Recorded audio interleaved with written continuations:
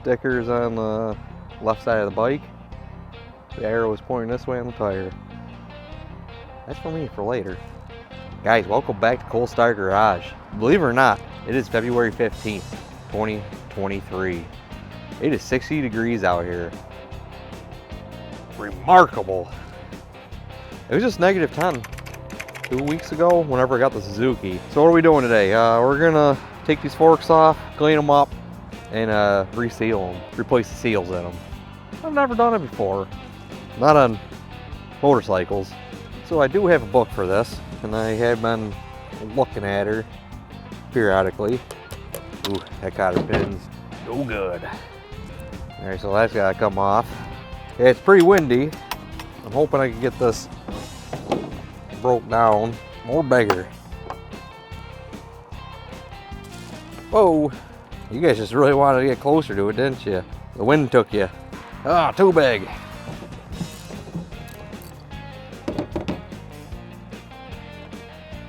Nope, there's a washer in there. The washer's on this side.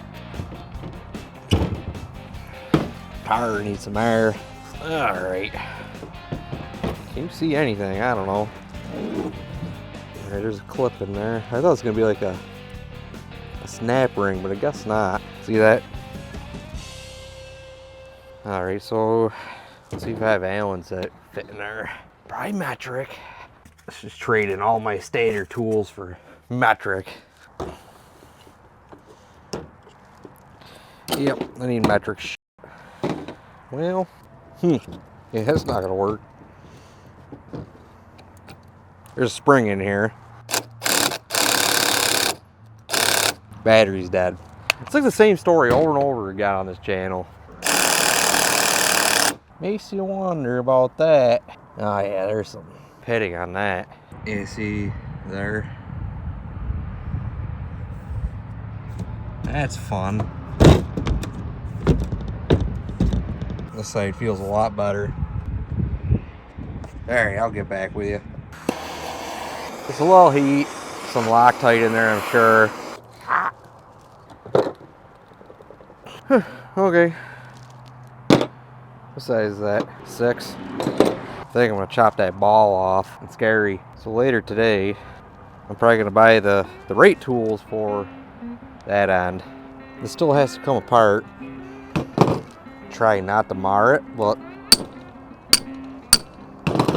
dang it. All right. So I'm gonna use the pneumatic. Clickety clacker, 9,000. Take the cap off. I'm gonna dump the fluid in here.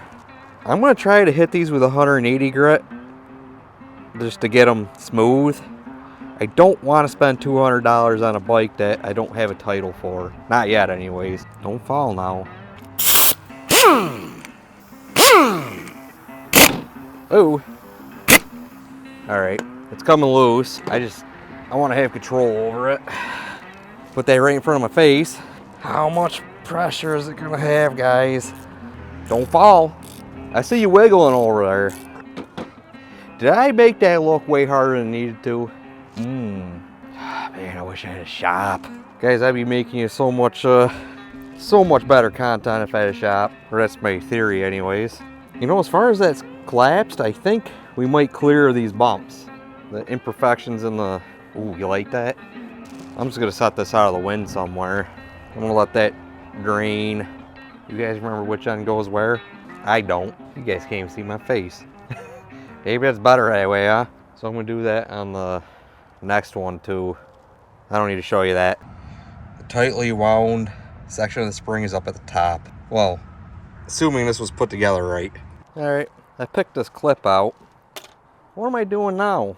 I don't even know, but I'm gonna try it. A little ATF, make sure the tube is fully extended. Next scene, you see what I got going on now, don't you? Get over here. Ah! Will it work? I don't know. It is working.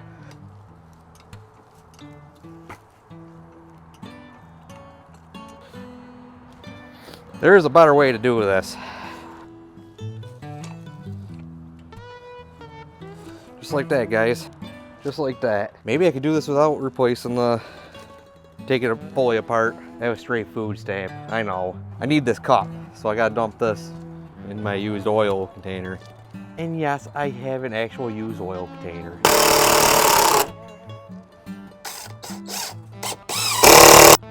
Get in here. See, it's already moving.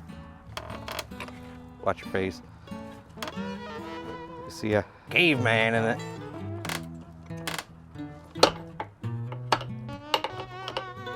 That should come out. See? Easy. I didn't struggle at all. See, I told you it'd be easy. Oh, you idiot. Of course, that wasn't on camera. You gotta take the cap off first. Oh, what a mess. Down Neanderthal. Just look at that mess. So you can take those out without taking the whole fork apart, but I still recommend separating the two so you get a thorough cleaning. I set it in the sand and the winds were blowing and all that, so I have to take it back apart anyways. But I need to go get the right tools, which are these on a socket. So I go hit it with the air. Windy yet again. Cooler today. You see I got a new socket without the bald tip. Let's see if I mess it up too bad. Give it a couple of shocks. Ow. Oh boy. Man, this does not hit that hard.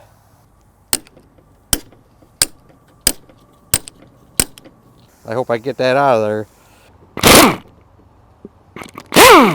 That one sucks. I'm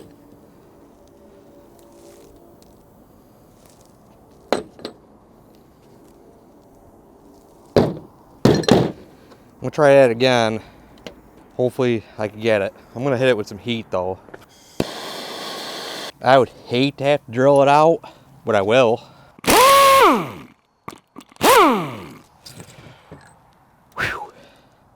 Easy. Ha! Look what I did to that. Where are you? So I'm gonna order a new one of these, but see all this pitting and stuff? I'm gonna try to sand that smooth, because I think it's only the max travel compression's up to here. The rest of this is in the steering stem. I'm gonna polish these up and bag those up. So I'm gonna clean up the lowers. I'm gonna clean the inside as best as I can. I see a bunch of debris with my left eye there. They're pretty grungy. So I got some aluminum metal polish. I'm gonna put some elbow grease and buff that out. I have sandpaper all the way up to 2000 grit. So what I'm gonna do is I'm gonna sand in a circular motion, because you don't want to go longitudinally, I can't even pronounce it. Calm down. Are you drinking? John, I'm talking to you. What are you doing? Stop. Get over here. Lean on the table. You drunk? So we're gonna sand it this way, not this way. Because if we put scratches in this way, it's more likely to leak all the fluid we put in. And let me tell you, fork oil isn't necessarily expensive, but it's $10. It's smaller than a quart. It's like a half quart, something like that. All right, so I'm gonna start cleaning these up and I'll show little videos here and there. Put all my bits and pieces in bags. I sprayed the tubes off. I'm gonna come back to those. I'm gonna get to polishing them things. I got some work cut out for me.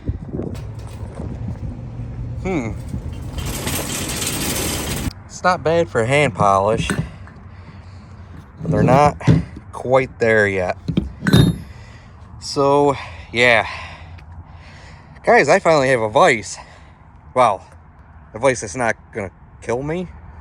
Spending my tax return a little early this year, we're gonna really get all this chrome stuff polished up. Now with this, I'm sure I'm gonna polish the anodization. Ooh, that was pronounced bad. the protective coating right off of that, so I may or may not clear coat that. I don't know yet. So there, I'm not messing around anymore. For those of you that have been around this channel for a while now, you know I've been struggling without a vise. So we're good now. Oh, this is way easier. Alright, I'm gonna put you on time lapse.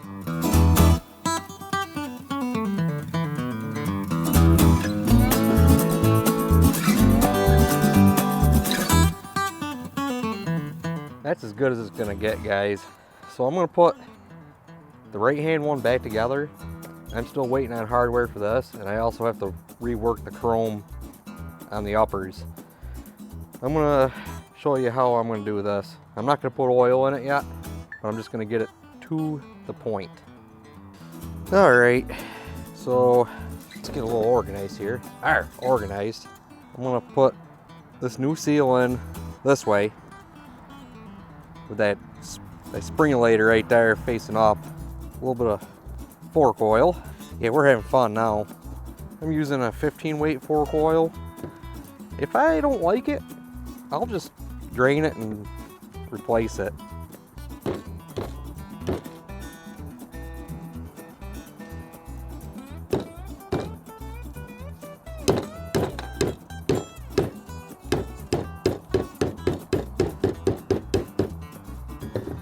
All right, just below that clip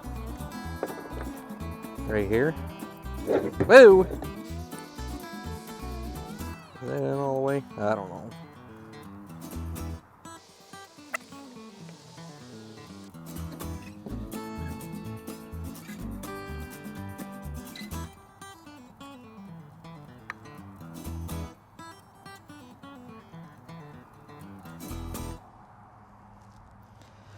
Sound like it hit. All right. Yeah, I need my sockets. A little Loctite. What flavor Loctite do you guys use? Don't forget the crush washer either. All right, I'm gonna see what I have to torque that to. Where's my buck? There it is. Tighten screw securely. That's all it tells me, huh? Tighten fastener securely, okay. Well, it said right in the planning, that's what we call our manuals at work. All right, that's Loctite. Hey guys, what flavor Loctite would you use? Maybe I'll finish this one completely, just because I don't want anything rusting inside. What's your guys' favorite fork oil for these older machines? Because the manual says fork oil or automatic transmission fluid. Okay, so when I took these apart, this compressed section, this compressed section was up.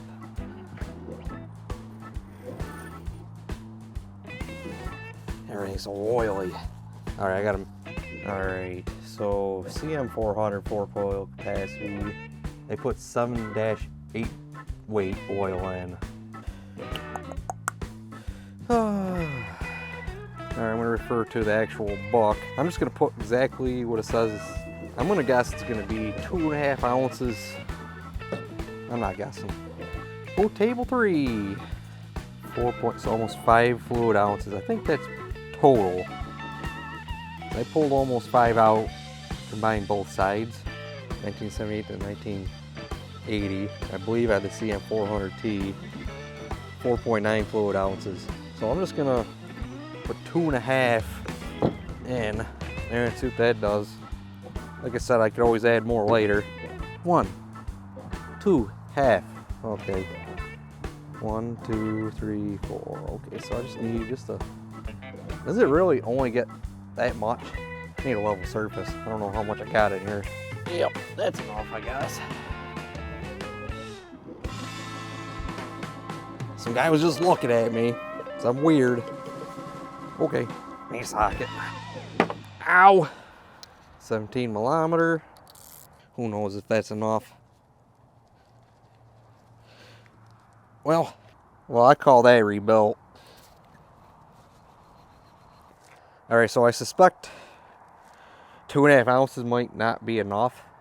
I would think it would probably take a full 5 per fork. I'm gonna look into that. But worst case scenario, I get this installed on the bike and it's just too spongy, I'll just top it off. Not too much though. I'll just add enough to justify it. So next scene, I'm gonna clean up the chrome on the other fork because it is a mess. I'm just trying to reduce the amount of parts laying around because it's getting chaotic, guys. See those bumps? I'm clamped, or the steering stem will clamp too. I'm trying not to go too crazy down that end. So I'm gonna hit these with a 320 grit, and I'm gonna go this way, because if I get a groove going this way, it'd be less likely to leak.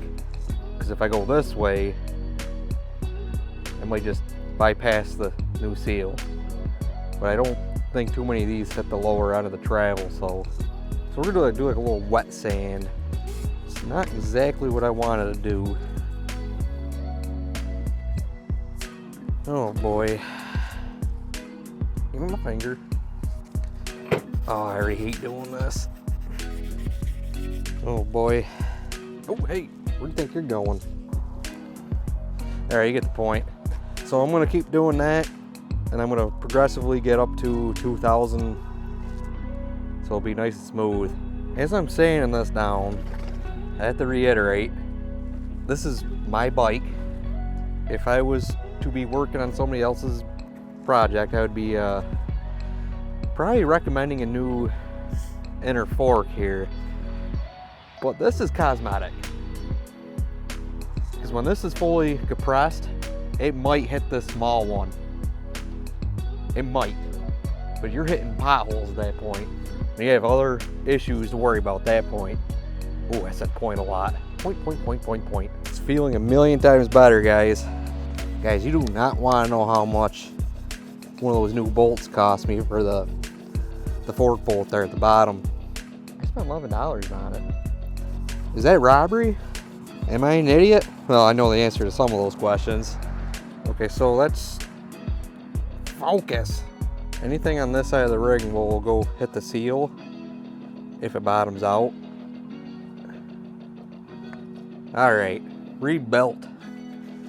So I'm waiting on a new bolt for the driver's side. Wait a minute, it's a motorcycle. Both sides, the driver's side. The left side, where the brake caliper mounts up to. Since I stripped it out, I ordered a replacement. It's on its way. I'll let you know if I got the right amount of oil in those. I don't know yet. I'm gonna do some more research, but it is 5 o'clock. The sun is going down. So we'll continue this at a later time. Dang it. Well, good thing I caught that before I had a catastrophe. Okay, so the forks get 4.9 fluid ounces per fork. So I just topped them off. I was gonna spare you details. So thanks for watching this moving picture. That's ran long enough, but stay tuned, because next video, installing the steering stem and the forks. Thanks for watching. Oh, and another thing, make sure you subscribe. Watch this playlist if you want to watch any more of the hottest stuff. So in the future, this playlist should be complete. Enjoy.